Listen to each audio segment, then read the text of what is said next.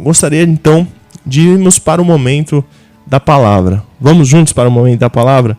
Então a gente vai falar sobre algo bem interessante hoje.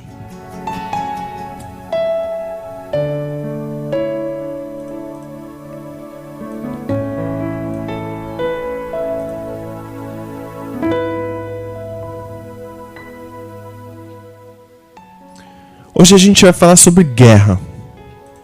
O tema do nosso programa é guerra. A primeira guerra que eu gostaria de conversar com você hoje aqui é sobre a Guerra dos 100 Anos. O que foi, a história, os países envolvidos, causas, duração, batalhas principais. Vamos lá. A Guerra dos 100 Anos aconteceu na Idade Média, por volta dos anos 1337 e 1453. Esta guerra envolveu os reinos da França e da Inglaterra. Foi a principal e mais sangrenta guerra europeia do período medieval. O conflito militar ele foi causado principalmente pela rivalidade entre Felipe de Valois, proclamado rei da França depois da morte de Carlos IV, último da dinastia dos Capetos, e Eduardo III da Inglaterra. Eduardo III pretendia ter direito à coroa francesa por parte de sua mãe. Disputas territoriais e comerciais também influenciaram o conflito. Os ingleses foram vitoriosos na Batalha de Crécy em 1346 e em Poitiers, 1356. No reinado de Carlos V, graças a Duquesne, a fortuna das armas favoreceu a França.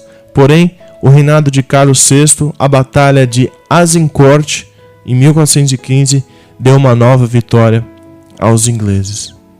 Então, este é um pequeno resumo do que aconteceu naquele período. Quando o rei Carlos VII subiu ao trono, os ingleses ocupavam quase todo o território francês.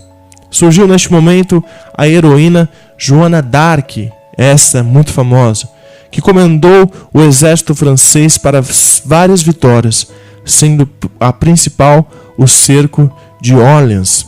Porém, Joana d'Arc foi capturada e queimada em 1431, mas o impulso dado por ela fez mudar o caminho da guerra, dando vantagem para o exército francês.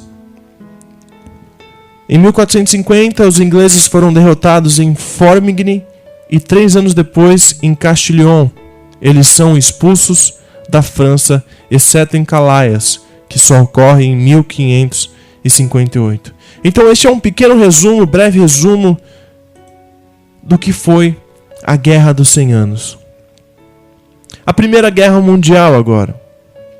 A Primeira Guerra Mundial, ocorrida em 1914 até 1918, foi o resultado dos atritos permanentes provocados pelo imperialismo das grandes potências europeias. A Grande Guerra, como era denominada antes de acontecer a Segunda Guerra Mundial, foi um conflito de escala global. Começou na Europa e envolveu os territórios coloniais. 2 blocos enfrentaram-se: a Tríplice Aliança, formada pela Alemanha, Áustria e Itália, e a Tríplice Entente, formada pela França, Inglaterra e Rússia. A contenda envolveu muitos países. A guerra ela deixou 10 milhões de soldados mortos e outros 21 milhões ficaram feridos. Também 13 milhões de civis perderam a vida. Vários fatores desencadearam a Primeira Guerra Mundial. Desde o final do século XIX, o mundo vivia em tensão. O extraordinário crescimento industrial possibilitou a corrida armamentista, ou seja, a produção de armas numa quantidade jamais imaginada. O expansionismo do Império Alemão e a sua transformação na maior potência industrial da Europa fizeram brotar uma enorme desconfiança entre a Alemanha, a França, Inglaterra e Rússia. Acrescentamos, então gerou uma grande desconfiança. O estopim da guerra foi a rede de alianças formadas pelos países era como uma bomba armada pronta para explodir. Então aconteceu diversas coisas. Algumas das consequências, embora a Alemanha continuasse sofrendo sucessivas derrotas, seus aliados tivessem se rendido, o governo alemão ele continuava na guerra. Esfomeado e cansado, o povo alemão se revoltou e os soldados e os operários forçaram o imperador a abdicar. Formou-se um governo provisório e foi proclamada a República de Weimar. No dia 11 de novembro de 1918, o novo governo assinou a rendição alemã. A Primeira Guerra chegava ao fim, mas a paz geral só foi confirmada em 1919, com a assinatura do Tratado de Versalhes. As reações aos efeitos do tratado, então, estão entre as principais consequências da Primeira Guerra Mundial. Sendo assim, em 1939, pouco mais de 20 anos depois do fim da Primeira Guerra Mundial, foi provocada a Segunda Guerra Mundial. Então, a gente vê aqui as situações. Quantas coisas ocorreram, quantas pessoas morreram, quantas situações ocorreram. Um detalhe, o Brasil na Primeira Guerra Mundial, em abril de 1917, os alemães afundaram no Canal da Mancha o navio mercante brasileiro Paraná. Em represália, o Brasil rompe relações com os agressores. Em outubro, outro navio brasileiro, Macau, é atacado. No final de 1917, desembarca na Europa uma equipe médica e soldados para auxiliar a Entente. Então, o Brasil teve uma participação nessa guerra. E por que eu estou dando toda essa introdução? Por que eu estou falando sobre isso? Qual é o motivo? É muito importante que a gente entenda tudo isso. Infelizmente, o mundo passa por diversas situações que a gente não gostaria que tivesse acontecido. Poxa, você gostaria que tivesse ocorrido várias guerras, várias pessoas mortas, como a gente leu aqui, milhões de pessoas morrendo, famílias, por causa de território, por causa de poder. Para quem respondeu aqui no WhatsApp, para quem respondeu aqui a pergunta, a guerra que o cristão ele trava é a guerra entre a carne e o espírito. Uma luta espiritual que acontece todos os dias contra o pecado. E eu quero falar um pouco sobre isso com você hoje. Lá em Marcos 14:38 diz: vigiem e orem para que não caia em tentação. O espírito ele está pronto, mas a carne é muito fraca. A carne é fraca. Então, a gente trouxe todo esse contexto histórico para a gente entender o que é essa guerra, o que é uma guerra. Guerra é uma coisa pesada, guerra é uma coisa séria, guerra é uma coisa que a gente tem que estar atento. Quem são os envolvidos na guerra, na luta espiritual entre carne e espírito, nossa luta contra o pecado? São os anjos de Deus e nós contra os demônios. Os anjos de Deus e nós contra os demônios. O objeto disputado nessa grande batalha, nessa grande luta, somos nós. Por isso não temos outra alternativa e também precisamos nos defender. Entretanto, temos 3 inimigos. Temos 3 pessoas. Lutamos como se fossem contra 3 países. O primeiro país é o mundo. As coisas pecaminosas ao nosso redor. O mundo e as suas chamarizes. O mundo e as suas vaidades. O segundo, o diabo e os seus espíritos maus tentadores. E por fim, a nossa carne. As nossas próprias vontades para o mal. A imagem infantil que você vê, com certeza você já viu muitos desenhos de uma pessoa sendo tentada por um diabinho de um lado da orelha e aconselhada por um anjinho do outro lado da orelha parece ser uma realidade ou uma forma de ilustrar essa passagem, de ilustrar essa batalha. Meu irmão, hoje eu vou te ensinar a como vencer essa batalha, a como lutar, a como ser forte, a como enfrentar essa batalha de maneira certa. Primeira coisa que a gente deve fazer, abra sua Bíblia em Romanos 7. Olha o que a gente encontra ali em Romanos 7, capítulo 15 ao 25. Presta atenção. Não entendo o que faço, pois não faço o que desejo, mas o que odeio. E se faço o que não desejo, admito que a lei é boa. Nesse caso, não sou mais eu quem o faz, mas o pecado que habita em mim. Sei que nada de bom habita em mim, isto é, em minha carne, porque tenho o desejo de fazer o que é bom, mas não consigo realizá-lo. Pois o que eu faço não é o bem que desejo, mas o mal que não quero fazer, esse eu continuo fazendo. Ora, se eu faço o que não quero, já não sou eu quem o faz, mas o pecado que habita em mim. Assim, encontro esta lei que atua em mim. Quando quero fazer o bem, o mal está junto a mim.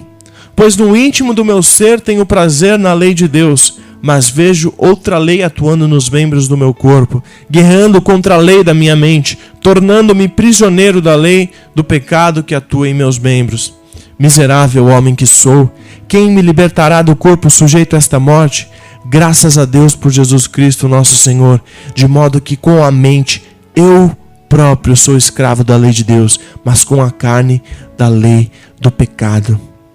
Homens como Caim, homens como Esaú, eles foram tentados e não resistiram à tentação porque estavam fracos espiritualmente. Já José, Daniel venceram porque eles se prepararam espiritualmente. Davi foi um homem que caiu muitas vezes e se levantou dizendo que sentia a vontade de esmurrar o seu próprio corpo para vencer o pecado. Ele disse o seguinte: o Senhor firma os passos do homem bom e no seu caminho se compraz. Se cair, não ficará prostrado, porque o Senhor o segura pela mão. Em primeiro lugar, é preciso reconhecer o problema e saber onde ele está para então vencê-lo. Irmão, a maior estratégia do inimigo é se esconder para nos surpreender. A gente deve fugir do mal, a gente deve fugir da aparência do mal. A gente sempre fala aqui, o pecado ele não vai vir feio, o pecado ele não vai vir de forma que a gente não gosta. Se você não gosta de chuchu, se você não gosta de repolho, o pecado ele não vai vir dessa forma. É claro que isso é uma ilustração, mas o pecado ele vai vir de uma forma que te atrai. Ele vai vir como um churrasco suculento, como uma comida japonesa, como uma feijoada. Aquilo vai abrir os seus olhos, aquilo vai te deixar animado, aquilo vai te deixar feliz. O diabo ele sabe aquilo que a gente gosta. Mas o diabo, ele já é derrotado, ele vai ser derrotado. A gente precisa ter discernimento espiritual. A gente precisa estar preparado espiritualmente. Como a gente se prepara? Por isso que eu sempre falo aqui. Às vezes eu me sinto até chato, até cansativo para os irmãos, porque todos os dias eu falo, faça o seu devocional, faça o seu devocional. Não é à toa que eu falo isso. É porque eu quero que você entenda que essa luta espiritual ela é real. E que se a gente não vigiar, a gente cai. Não é porque você é ruim, não é porque você... Não, é porque a nossa carne é fraca. Olha o que diz no capítulo seguinte de Romanos. Portanto, agora já não há condenação para os que estão em Cristo Jesus, porque por meio de Cristo Jesus, a lei do Espírito de vida me libertou da lei do pecado e da morte, porque aquilo que a lei fora incapaz de fazer, por estar enfraquecida pela carne, Deus o fez, enviando seu próprio Filho à semelhança do homem pecador, como oferta pelo pecado. Ou seja, Jesus, ele se tornou homem, ele sofreu as mesmas coisas que nós, mas ele venceu. Então é possível que a gente vença também. E assim condenou o pecado na carne, a fim de que as justas exigências da lei fossem plenamente satisfeitas em nós, que não vivemos segundo a carne, mas segundo o Espírito. Quem vive segundo a carne tem a mente voltada para o que a carne deseja, mas quem de acordo com o Espírito tem a mente voltada para o que o Espírito deseja. A mentalidade da carne é morte, mas a mentalidade do Espírito é vida e paz. A mentalidade da carne é inimiga de Deus, porque não se submete à lei de Deus, nem pode fazê-lo. Quando alimentamos o nosso espírito, ele se fortalece e a gente se torna capaz de vencer o mal. A Bíblia deixa claro que agradar a carne leva à morte pelo pecado. O resultado de agradar a carne é a morte. Algumas coisas que precisamos fazer para alimentar o nosso espírito: receber Jesus, ler a palavra de Deus, louvar a Deus, adorar a Deus, participar dos cultos, participar das programações, vida de oração. Vida de oração. Não é uma simples oração: Jesus, obrigado por esse dia, amém. Obrigado por essa noite, amém. Não. Parar o que você está fazendo. Irmãos, ninguém pega um livro qualquer e lê três palavras, lê 2 versículos, assim dizendo, 5 páginas, 5 linhas, vamos assim dizer, e para. As pessoas leem, as pessoas se envolvem. A Bíblia é um livro tão envolvente, você pode tirar tantas coisas da Bíblia. Simples coisas do nosso dia a dia, a gente consegue ter uma percepção: caramba, olha isso. Eu contei pra vocês, hoje a minha mão já tá normal, graças a Deus. Minha mão já voltou ao normal, não tô mais manchado de azul. A gente vive coisas e quando a gente tá perto de Deus, Deus ele dá umas reflexões pra gente, sabe? Que a gente fica: caramba, Deus ele fala de tantas maneiras com a gente, não é verdade? Você precisa ter uma vida de oração, você precisa buscar, você precisa alimentar o Espírito para ele ser forte. Eu estava pensando esses dias, para quem não me conhece pessoalmente, eu gosto muito de praticar esporte. E um dos esportes que eu gosto bastante de praticar, além do futebol, é a academia. Eu gosto de musculação. E eu tava conversando com a minha esposa esses dias, eu falei pra ela: a gente parou de fazer direito à academia. A academia a gente sempre vai quando a gente pode, quando a gente consegue. E a gente parou um pouco de fazer academia por conta do casamento. Era muito corrido, não dava tempo direito, a gente chegava muito cansado, a gente fazia muita coisa e tal. Falava com o fornecedor, falava com não sei o que. Então era muito cansativo. E nessa semana eu consegui voltar. Eu consegui todos os dias. E essa simples semana que eu passei ali na academia, 40, 50 minutos, eu vi uma diferença muito grande no meu corpo. Eu acordava no outro dia, o meu corpo estava todo dolorido. Não conseguia mexer meu corpo, não conseguia mexer meus braços. O que significa isso? O corpo ele estava parado, ele está se readaptando. O corpo ele começa a crescer, o corpo ele começa a ficar mais rígido. Você sabe, quando você treina, quando você faz exercício, o seu corpo ele melhora. Eu comecei a me sentir melhor, eu comecei a me sentir mais ativo, eu comecei a me sentir mais participativo, eu comecei a me sentir mais feliz. E eu falei: caramba, Deus, que legal isso.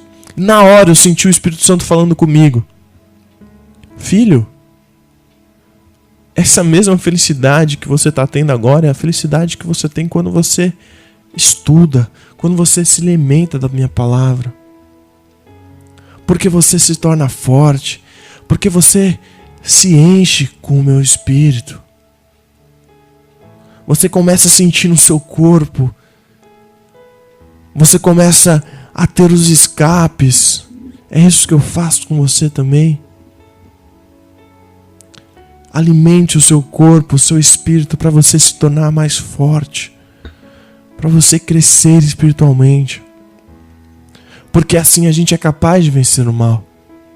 A Bíblia deixa claro que agradar a carne leva à morte. Não vamos agradar a nossa carne, vamos agradar ao nosso Senhor, vamos alimentar o nosso espírito. Olha o que diz na continuação do texto de Romanos 8. Quem é dominado pela carne não pode agradar a Deus. Entretanto, vocês não estão sob o domínio da carne, mas do Espírito. Se de fato o Espírito de Deus habita em vocês, e se alguém não tem o Espírito de Cristo, não pertence a Cristo. Mas se Cristo está em vocês, o corpo está morto por causa do pecado, mas o Espírito está vivo por causa da justiça.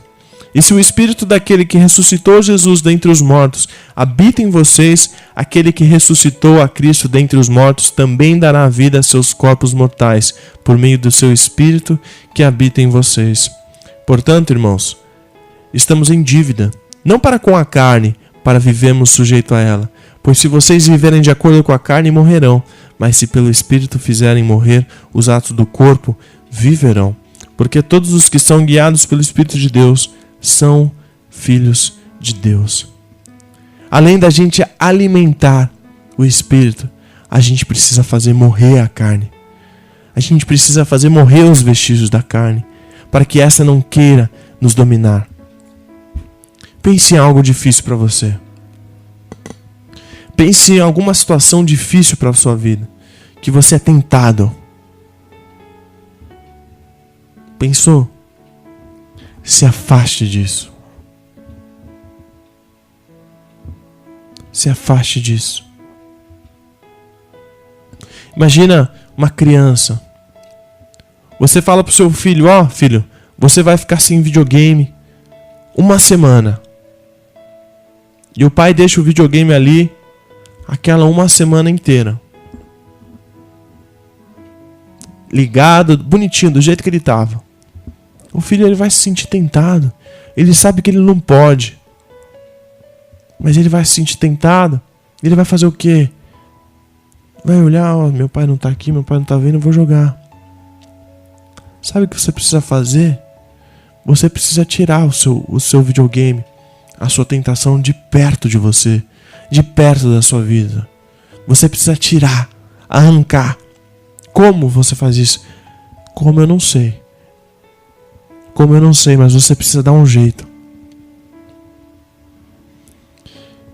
É muito interessante o filme Prova de Fogo. Acredito que muitos de vocês já tenham assistido esse filme. E eles tinham ali um problema no casamento.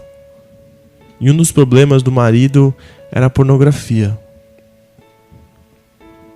E uma das coisas que aquele homem fez para salvar o seu casamento não foi desligar o computador, não foi tirar ele da sala. Ele simplesmente marretou o computador inteiro. Para quem lembra do filme, ele tinha um sonho de comprar uma lancha e mostrou no filme, ele queria comprar uma lancha e aparecia uma tela lá indesejável. Do nada. Assim que acontece.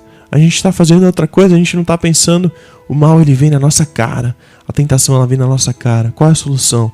Eu não sei qual a solução você vai fazer, se você vai ser radical como esse homem do filme, que é um excelente exemplo, ou se você vai precisar fazer outra coisa. Mas faça alguma coisa.